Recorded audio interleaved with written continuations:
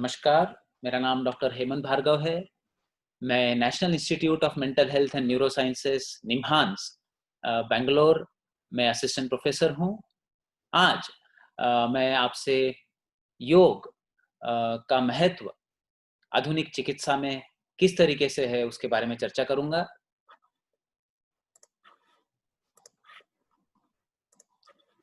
पहले मैं आपको अपना परिचय देना चाहूँगा।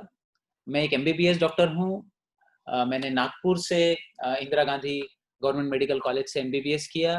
इसके बाद में मैंने बैंगलोर से स्वामी विवेकानंद योग अनुसंधान संस्थान से एमडी योग और रिहैबिलिटेशन में किया, फिर पीएचडी योग किया और अभी मैं निम्हांस में असिस्टेंट प्रोफेसर हूँ। मैं किसी भी बीमारी को मॉडर्न मेडिसिन के नज़रिए से भी देख सकता हूँ और हमारे जो ट्रेडिशनल सिस्टम्स ऑफ मेडिसिन है उनके नज़रिए से भी देख सकता हूँ। तो इसी कारण हम लोग इस पर चर्चा करेंगे। ये मेरा प्रेजेंटेशन है जिसको मैंने इन भागों में बांटा है। सबसे पहले मैं आपको ये बताना चाहूँगा कि नॉन कम्युनिकेबल डिसीजेज़ जो है, वो ऐसी बीमारियाँ हैं जो एक व्यक्ति से दूसरे व्यक्ति में नहीं फैलती हैं। ये आज की सदी की सबसे बड़ी मुश्किलें बन चुकी है। पिछली सदी में ज़्यादातर मृत्यु जो होते थे वो इन्फेक्शियस डिसीजेज़ के कारण होते थे, जैसे कॉलेरा हो गया, प्लेग हो गया, मलेरिया हो गया, टीबी हो गया। इन बीमारियों के कारण ज़्यादातर लोग की जो लाइफ एक्सपेक्टेंसी थी वो कम होती थी। लेकिन फिर जब मॉडर्न मेडिसिन ने दवाइयाँ डेवलप की, कुछ ऐसे केमिकल डेवलप किए जो उस कीटाणु को मार सकते हैं, तो फिर हमें इन बीमारियों के ऊपर काफ़ी कंट्रोल मिला। लेकिन आज इस सदी में हमारी जो मुश्किलें हैं वो इन्फेक्शियस डिसीजेज़ उतनी नहीं हैं। अब हमारी जो मेन प्रॉब्लम है वो ये 4 हैं: कैंसर, हृदय रोग, श्वसन प्रणाली के रोग और मधुमेह। डब्ल्यूएचओ के हिसाब से जितनी भी बीमारियों के कारण जो मृत्यु होती है उसमें ज़्यादातर मृत्यु इन 4 बीमारियों के कारण होती है। जब हम देखते हैं कि ये बीमारियाँ इतनी क्यों बढ़ गई है, तो हमें ये समझ में आता है कि इन बीमारियों के बढ़ने के कुछ प्रमुख कारण हैं। पहला कारण ये है कि ये इतने तेज़ी से पूरी दुनिया में फैली है कि अब जितने लोग इन बीमारियों से सफ़र कर रहे हैं, उतने लोगों को ट्रीटमेंट करने के लिए उतने संसाधन हमारे पास नहीं है। दूसरा ये है कि इन बीमारियों के जो कॉजेस है वो डाइवर्स है। इसका अर्थ ये है कि ये बीमारी किसी इन्फेक्शन की तरह एक जंतु या एक बैक्टीरिया से नहीं होती है। ये बीमारियों के बहुत सारे कारण हैं। ये मल्टीफैक्टोरियल कही जाती है। इन कारणों में अगर आप गहराई में जाएँ तो आपको पता चलता है कि फिजिकल एक्टिविटी ना करना, शरीर की हालचाल ना करना, ये एक प्रमुख कारण है, जिसके कारण हमें हृदय रोग, हमें मधुमेह की प्रॉब्लम होती है। खाना, खाना एक दूसरा बहुत इम्पोर्टेंट कारण है। यदि आपके खाने में कैलोरीज़ ज़्यादा है, आप उतनी कैलोरी बर्न नहीं करते हैं। यदि आपके खाने में फाइबर कम है, यदि उसमें जंक फूड यानी कि जो बैड कोलेस्ट्रॉल बढ़ाने की टेंडेंसी ज़्यादा है, नमक ज़्यादा है, तो ये सब कारण से भी आप इन बीमारियों के और करीब चले जाते हैं। यदि आपको बुरी आदतें हैं, जैसे आपको सिगरेट स्मोकिंग की आदत है, शराब पीने की आदत है, तो भी इन बीमारियों की तरफ आपके जाने का रिस्क बढ़ता चला जाता है। अगला कारण जो इम्पोर्टेंट कारण वो ये है कि इन बीमारियों का पता हमें काफ़ी लेट चलता है। हमें अगर इसका पता जल्दी चल जाए तो हम इन्हें कंट्रोल कर सकते हैं। लेकिन इनका पता हमें तब चलता है जब ये बीमारी काफ़ी बढ़ चुकी होती है। इसके कोई सिम्पटम हमें आते नहीं है। बीपी बढ़ रहा है लोगों को पता ही नहीं चलता, शुगर आ रहा है लोगों को पता ही नहीं चलता। और सडनली एक दिन वो बीमारी इतनी बढ़ जाती है कि वो एकदम से कोलैप्स होते हैं या फिर उनको सडनली हार्ट अटैक आ जाता है और तब पता चलता है कि इनको शायद काफ़ी समय से ये मुश्किलें थी। अ, पता चलने के बाद में भी इनकी जो जाँच और ट्रीटमेंट इतने महँगे हैं, बाईपास सर्जरी इतना महँगा है कि वो हर एक के लिए कर पाना बहुत मुश्किल है। इसीलिए ये बीमारियाँ अब हमारे इस सदी की बहुत बड़े चैलेंज बन चुके हैं। जब हम देखते हैं कि जो कारण अलग-अलग कारण इन बीमारियों की तरफ बढ़ रहे हैं, उन सब कारण का कहीं न कहीं कनेक्शन हमारे मानसिक तनाव से है। पेशेंट हमारे पास आते हैं और कहते हैं, "डॉक्टर साहब मुझे पता है, मुझे रोज़ वॉकिंग करनी चाहिए, मुझे अच्छा खाना खाना चाहिए, फ्रेश वेजिटेबल खानी चाहिए, खाना बार-बार नहीं खाना चाहिए, खाना खाने का एक पर्टिकुलर समय होना चाहिए, मुझे स्मोकिंग नहीं करनी चाहिए, खाते वक़्त खाने में ध्यान देना चाहिए, सब कुछ पता है लेकिन मैं ये सब कुछ कर नहीं पाता, मेरा मन मेरी बात सुनता ही नहीं।" और जब आप ये देखें कि कब व्यक्ति का मन उसकी बात नहीं सुनता, तो ये समझ में आता है कि जब भी व्यक्ति जितने ज्यादा तनाव में होता है, उतना ज्यादा वो जो नहीं चाहता वो करता चला जाता है, और वो इन चीज से फिर निकल ही नहीं पाता। सालों साल हमारी जीवन शैली इतनी खराब होती चली जाती है कि हम धीरे धीरे इन बीमारियों के काफी नजदीक पहुंच जाते हैं, और तब तक हमें कोई खबर ही नहीं होती कि हमारे साथ क्या हो रहा है। यहाँ पे एक चीज बहुत समझने वाली यह है कि इन बीमारियों के कोई एक पर्टिकुलर कारण नहीं है। अब हम इनको योग की दृष्टि से अगर देखें, तो योग कहता है कि कोई भी बीमारी जो व्यक्ति को होती है, उसके केवल दो कारण हैं। अगर आपके शरीर में कोई भी बीमारी आती है, योग के हिसाब से उसके केवल दो कारण हैं। एक, बीमारी या तो बाहर से आती है आपके शरीर पे, या वो आपके अंदर से आती है। तो एक, बाहर से आने वाली बीमारी, और दूसरी, अंदर से आने वाली बीमारी। तो इसका अर्थ क्या है? योग हमारे जो अस्तित्व है उसको 5 वर्गों में विभाजित करता है। पहला, अन्नमय कोश मतलब आपका शरीर। दूसरा, प्राणमय कोश मतलब कि आपके शरीर की, हम कह सकते हैं, प्राण शक्ति या एनर्जी, सटल एनर्जी जो आपके शरीर में भी होती है, और शरीर के कुछ इंच बियॉन्ड तक एक शीत होती है, एक एनर्जी होती है जो आपको कवर करती है। तीसरा जो लेयर है वो मनोमय कोश का लेयर है। इसे कहते हैं लेयर ऑफ इमोशंस। आपकी सारी भावनाएं इस लेयर में होती है। ये लेयर और एक्सपांडेड होती है, और ये आपसे कुछ और सेंटीमीटर आपके अराउंड, एक एक वाइब्रेशन आपके अराउंड रहता है। जब कोई व्यक्ति हमारे कमरे में आता है, तो उसके आते से हमें कुछ खुशी या कुछ ऐसा रिपल्शन इस तरीके का फील होता है। वो इसलिए होता है कि कुछ व्यक्ति से हम सीधे कनेक्ट होते हैं, कुछ व्यक्ति से हम बिना कारण ही दूर भागते हैं, क्योंकि उसके जो मनोमय कोश के जो इमोशन के जो वाइब्रेशन होते हैं, वो मैग्नेट की तरह या तो हमसे अट्रैक्ट होते हैं या हमसे दूर होते हैं। फिर जो चौथा लेयर होता है वो हमारे शरीर का विज्ञानमय कोश होता है, जिसमें हम डिसाइड करते हैं कि क्या हमें करना चाहिए, क्या हमें नहीं करना चाहिए। सोचने समझने की शक्ति और अपने आप को, अपने मन को देख पाने की प्रक्रिया, ये विज्ञानमय कोश है। और आखिरी जो लेयर है जिसमें हमारा अस्तित्व जो बहुत एक्सपांडेड है, वो है आनंदमय कोश। मतलब योग ये कहता है कि सबके कोर में, सबके अंदर गहराई में आनंद है। अब जो बीमारियों के बारे में मैं आपसे बता रहा था, योग कहता है कि या तो बीमारी अन्नमय कोश से आ सकती है, यानी कि बाहर की बीमारी जो बाहर के एनवायरनमेंट से आपके ऊपर आ रही है, जैसे कि सारे इन्फेक्शंस, ट्यूबरकुलोसिस, अस्थमा, कोरोना, ये सब बाहर से आने वाली बीमारियां हैं। कोई एक्सीडेंट हो गया, आपको जल गए, आपको कोई पॉइजनिंग हो गया, किसी केमिकल के कारण इरिटेशन हो गया, तो ये सब चीजें जो हैं, इसको हम कहते हैं बाहर से आने वाली बीमारी। कुछ बीमारियां ऐसी हैं जो बाहर से नहीं आती, हमें कोई उसका कारण बाहर पता ही नहीं चलता है, जो कि हमारी मुख्य बीमारियां हैं अभी, जैसे कि डायबिटीज हो गया, हाइपरटेंशन हो गया, हार्ट डिसीज हो गया, कुछ तरीके के कैंसर हो गए, जिसका बाहर कोई कारण नहीं है, वो सडनली आपको आ जाते हैं। तो योग ये कहता है कि अगर वो बीमारी का बाहर आपको कोई कारण समझ में नहीं आता, तो आप ऑटोमेटिकली ये समझ लीजिए कि उस बीमारी का कारण आपके अंदर है। अब अगर वो मेरे अंदर है, तो मेरे अंदर कहाँ है?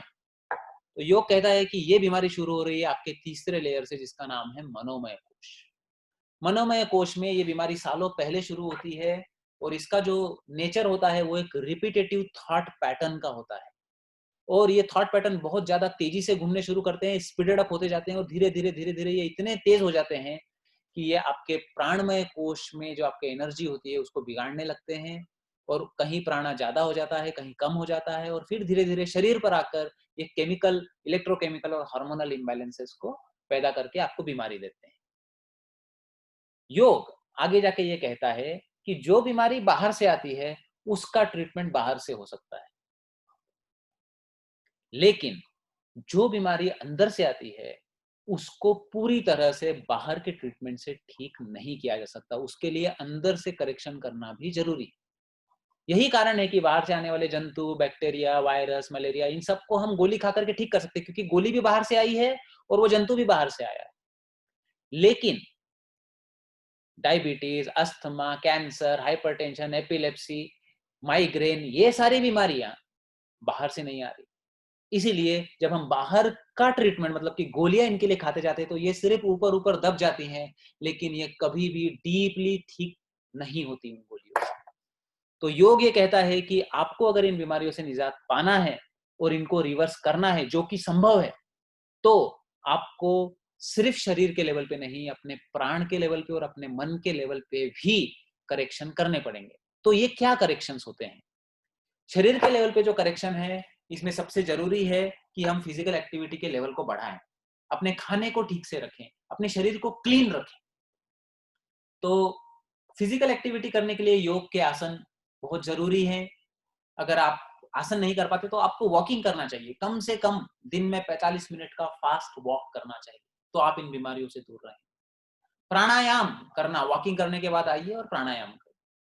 2 तरह के प्राणायाम होते हैं, एक तेज सांस लेने वाले प्राणायाम जैसे कि कपालभाति, भस्त्रिका, या फिर स्लो प्राणायाम जिसमें हम अनुलोम विलोम करते हैं। कुछ मिनटों के ये प्राणायाम आपके प्राणिक बॉडी को बैलेंस कर देते हैं और बीमारी को और गहरा उतरने नहीं देते, ये आगे बढ़ने नहीं देते।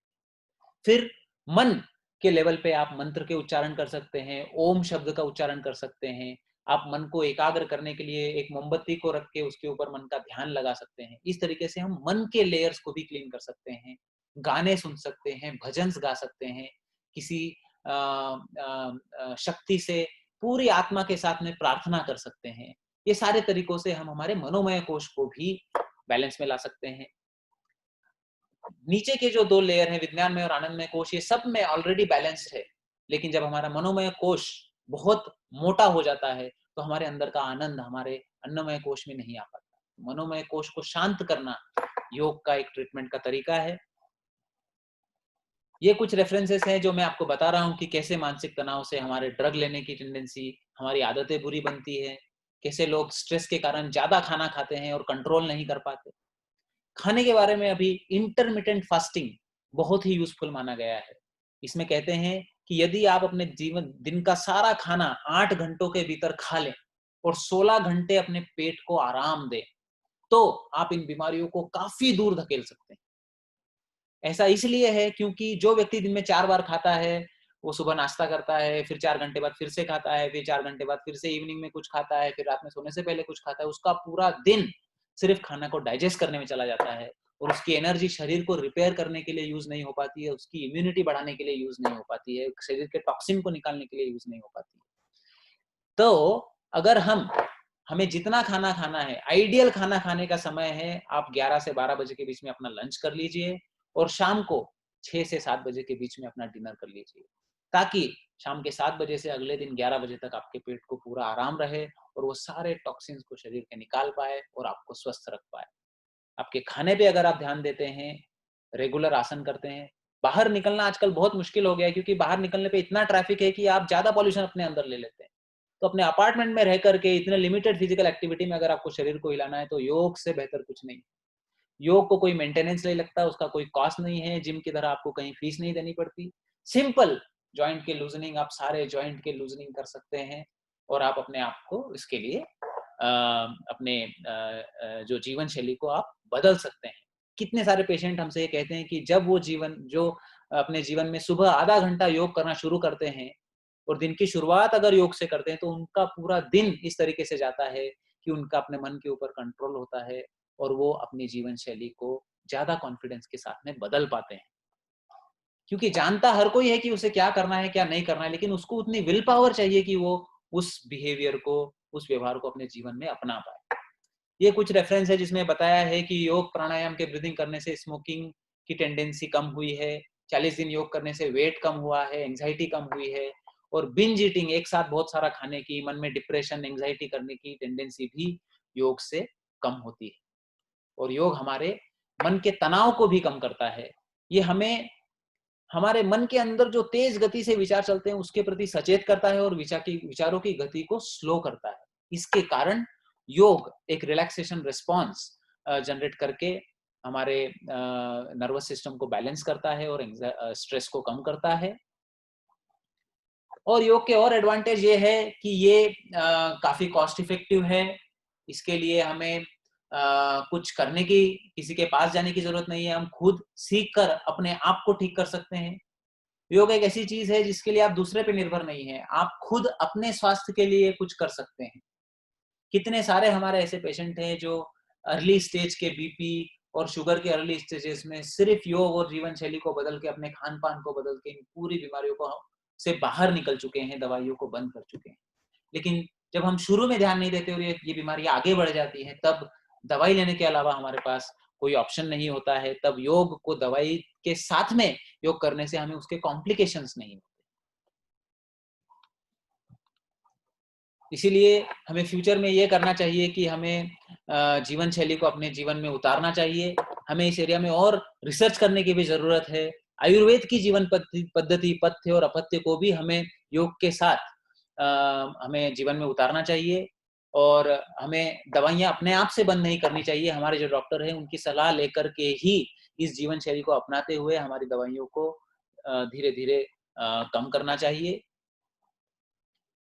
तो जो मॉडर्न मेडिसिन है उनका और हमारे जो जो ट्रेडिशनल सिस्टम्स ऑफ मेडिसिन है उनका संबंध कैसा होना चाहिए, उनको कैसे काम करना चाहिए, उसका ये एग्जांपल है। देखिए ये ब्राजील की फुटबॉल टीम है और यहाँ पर ये जो इनके प्लेयर्स आगे झुक के खड़े हैं, ये है सेंटर फॉरवर्ड, मतलब ये अटैकिंग प्लेयर है जो सामने की टीम को गोल करेंगे। और ये पीछे जो 5 लोग खड़े हैं, ये इनका डिफेंस है जो अपने ऊपर गोल होने नहीं देता है। तो मैं ऐसा कहता हूँ कि ये जो सेंटर फॉरवर्ड है, ये मॉडर्न मेडिसिन है और ये जो पीछे जो डिफेंस खड़ा है, ये आयुष है, आयुर्वेद, योग, सिद्धा, होम्योपैथी और हमारा क्या कहते हैं होम्योपैथी और सोवा रिगपा जो सिस्टम्स ऑफ मेडिसिन है, इन इनको एक साथ एक फुटबॉल टीम की तरह आना चाहिए और अपने स्वास्थ्य का हमें रक्षण करना चाहिए। योग और आयुर्वेद आपकी इम्यूनिटी बढ़ाएँगे, आपके जीवन शैली को अच्छा रखेंगे और मॉडर्न मेडिसिन आपके शरीर में आने वाले कीटाणुओं को मारेगी और कोई इमरजेंसी आने पर आपकी मदद करेगी। इस तरीके से हम संपूर्ण स्वास्थ्य की ओर बढ़ सकते हैं। तो अंत में मैं इसी तरीके से कंक्लूड करना चाहूँगा कि योग जो है वो आपके मन, आपके प्राण और आपके शरीर तीनों लेवल पर काम करता है। ये पूरे तरीके से आपके जीवन शैली को बैलेंस करने में बहुत उपयोगी है और इन महामारियों को दूर करने के लिए यौगिक जीवन शैली और मॉडर्न मेडिसिन दोनों को कंबाइन करके अगर हम चलें, तो हम उन पर विजय पा सकते हैं। मैं आभारी हूँ हमारे डायरेक्टर डॉक्टर बीएन गंगाधर का, हमारे एचओडी डॉक्टर शिवराम वरमपल्ली का, डॉक्टर नागरत्ना और डॉक्टर नागेंद्र जी जिन्होंने मुझे योग सिखाया, उन सबका मैं आभारी हूँ। धन्यवाद। Thank you very much.